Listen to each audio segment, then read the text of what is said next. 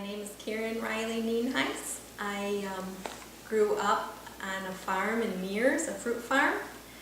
My mom and dad are Christians, and I had an idealistic childhood. I had a brother and sister older than I, and a brother and sister younger than me. And a lot of our life was going to church, and I always loved it, and working on the farm. We all worked on the farm from as young as we could pick up rocks and roots. So I was in about 4th grade when I drove lift tractor pretty much full time during harvest, and it was a good life, and it came in very handy when I did finally go to the mission field. She was always a very happy little girl, and she was Daddy's girl too. I came to know the Lord when I was probably about 4 or 5, after hearing the story of Jesus at FBC, where I've gone most of my life. I gave my heart to Jesus one night. One day my mom was vacuuming, and I said, Mom, I have this terrible dilemma. I don't think I said dilemma as a 4-year-old, but I said I can't decide whether I should be a missionary or a nurse. And she shut the vacuum off, and she said, oh, well, that's not a problem, dear. She said, she said, you can be both. And she turned the vacuum back on and went about her business. But that was a huge deal in my life.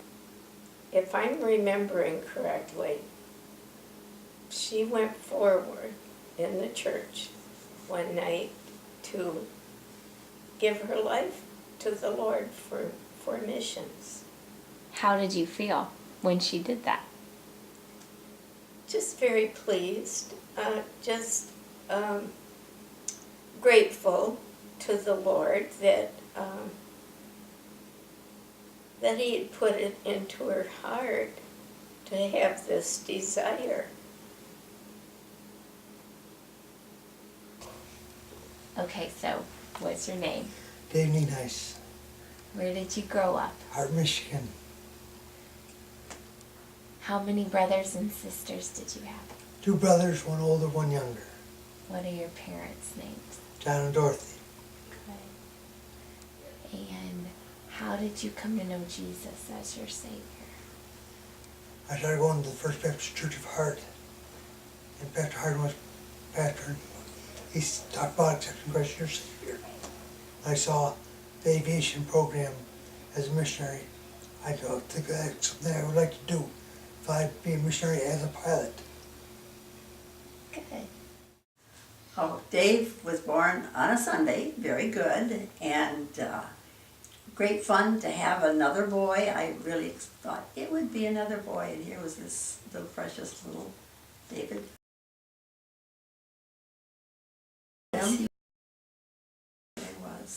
I didn't have to get after him to do his schoolwork, and he did it, but he had fun too, and he had good friends. Oh, he had good friends. Yes, In and high school, very, yes. very good friends. But also a little mischief and a twinkle in his eye. Well, one Halloween, Dave and, they didn't tell me about it, but Dave and Al were together, and the next morning I went downstairs, and there was an outhouse sitting right in the middle of the street. And so then David, he was laughing like everything, and then I thought, boy, it would have been wonderful if they'd been caught, but they weren't. So, but it was sitting right in the middle of the street downtown.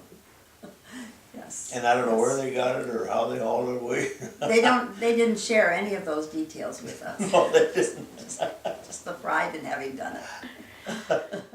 Okay, the first time I saw Dave, his parents came out to pick cherries on our farm. My sister and his older brother were dating, and so the families got to know each other and just kind of hung out with each other. And I didn't pay any, I was checking all the boys out, the 3 boys out at that point.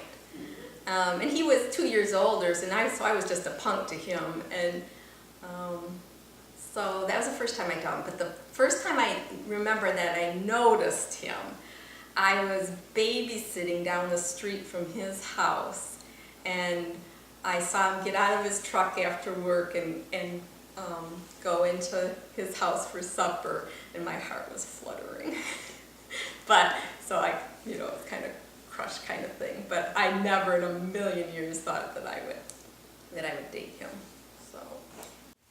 Well, David worked for me in the store, and he was working for me, and he was so quiet he would not hardly talk. And I told David, I says, if you don't start talking, you might just as well leave, because I'm not going to put up with it. Well, we got home that night. And Well, may I interrupt just a second? Yeah. Actually, he was like that at home, and he wasn't eating either. yeah. He was just silent and not eating. So then I got to talking to John, and I asked John, I said, what is wrong with David? Well, he says he's in love. I said, with who? He said, well, with Karen, she works in the jewelry store. I says, well, he could at least say something about it, can't he? And I was a little peeved about it, but that's how I knew that Dave was going with Karen. Grandpa, did you like Dave Nienhuis in the beginning?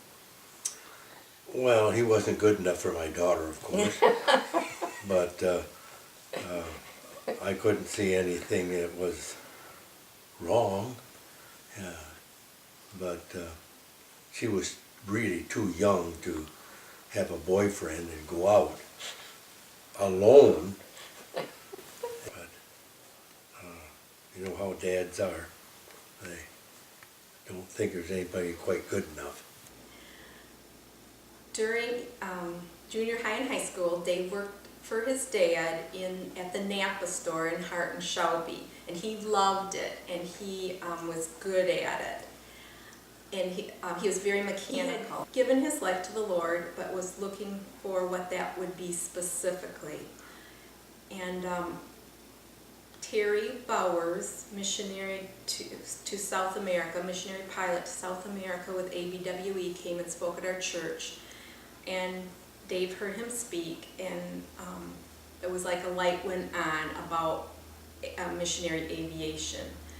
And he somehow got a catalog from Moody Bible Institute, saw they had a missionary aviation program, and decided to apply for it. We got married November 6, 1976. Good. When was Mike born? November 4th, 1977. What do you have to say about that? Quick arrival. I know, Michael was born November 4th, 1977, 2 days before our first wedding anniversary. Michael was born in November, difficult childbirth, but I was so young I didn't even know any better, so it went well. He was a good baby, and we didn't know how good he was until Gary came along. We just thought we were great parents. Our plan had been for me to work while Dave went to school to support us, but I couldn't work because I was pregnant. So we each had some savings, and we had these monster aviation bills every month, and we just didn't know how that was going to work. But when Dave graduated in August of 1979, we had $30 left and no bills, because God is our great provider. We found out that we were expecting Gary when we were, I think we were almost done with aviation training. When we left Tennessee, we thought that our insurance would cover Gary's delivery, but it wouldn't. It ended when we left, and we couldn't pick up that insurance. So we had no money, or very little money, So we decided to have Gary at home. And we had a doctor, and his wife was a midwife, and so Gary was delivered at home in our big yellow brick house downtown Hart.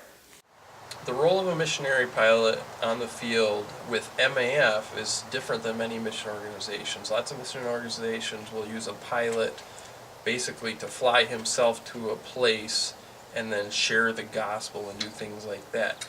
MAF is more specifically, they employ people to use the technology to assist other organizations with medical, evangelism, Bible translators, pastors, missionaries, just many things. They have the pilots who, in a 5-minute flight, can save somebody 2 or 3 days of hiking through the jungle, which just speeds up the process. At the end of orientation, all of the different openings in the fields that MAF had were presented to the candidates.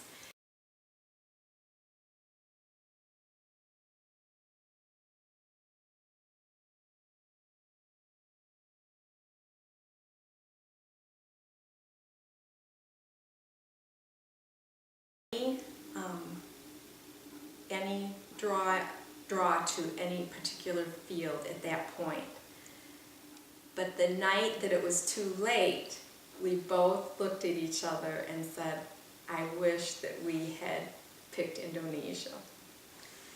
And the next night, they told us that we had been chosen to go to Indonesia, and we were very grateful. But it was confirming in our hearts that God had laid Indonesia on our heart, that we weren't just chosen to go there.